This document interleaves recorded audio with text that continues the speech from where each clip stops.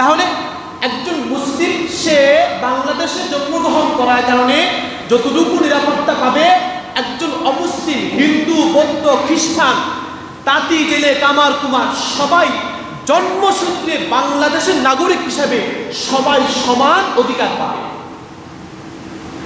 ইসলাম কিন্তু এই অনুমতি দেয় না যে আপনি একজন অমুসলিম উপরে গিয়ে আপনি হামলা করেন, তারা সংখ্যায় কম হওয়ার কারণে আপনি তাদেরকে ভাঙচুর করবেন, তাদের অধিকারকে আপনি হরণ করবেন, তাদের উপর কি আপনি কি জুলুম করবেন, নির্যাতন করবেন। ইসলাম এই অধিকার কোথাও দেয়নি, পশ্চিমকালেও এটা অনুমতি দেয়নি নবী আলাইহিস সালামের যুগ থেকে। এই জন্য কোথাও যদি এমন হয়ে থাকে যে মুসলমানরা গিয়ে অমুসলিমদের ঘরবাড়ি ভাঙচুর করেছে, এদের উপাসনা স্থানগুলো ভাঙচুর করেছে, অবশ্যই অবশ্যই জুলুম করেছে। আর যদি মুসলমানরা অমুসলিমদের উপাসনা স্থানগুলো ভাঙচুর না করে থাকে আর অমুসলিমরা তাদের বিরুদ্ধে, মুসলমানদের বিরুদ্ধে এরকম একটা স্লোগান নিয়ে যায়, তাহলে এগুলোকে কি করতে হবে? প্রশাসনের দৃষ্টি আকর্ষণ করছি, এগুলোকে ভালোভাবে খতিয়ে রাখতে হবে কি কোনো মুসলমানের বাচ্চাগুলো সাময়িক সময়ের জন্য অমুসলিম সেজে অমুসলিমদের বিপক্ষে যাচ্ছে।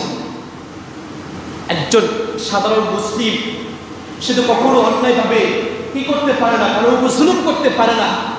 আবার সেই ক্ষেত্রে সে অমুসলিমদের পক্ষ হয়ে অদৃষ্টিকোণ থেকে সে মুসলমানদের বিরুদ্ধে লেগে গিয়ে তাদের পক্ষে কি করবে?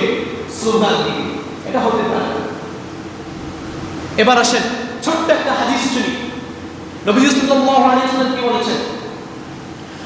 قال النبي صلى الله عليه وسلم المرء مع من أحب।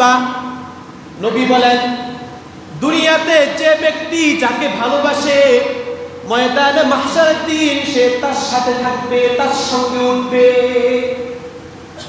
এবার উদাহরণ দেখেন, দুনিয়াতে আমি জালেম যে ছিল, অত্যাচারী যে ছিল, ওই অত্যাচারীকে ভালোবেসেছি, তার সঙ্গ দিয়েছে, তাকে বুদ্ধি পরামর্শ দিয়ে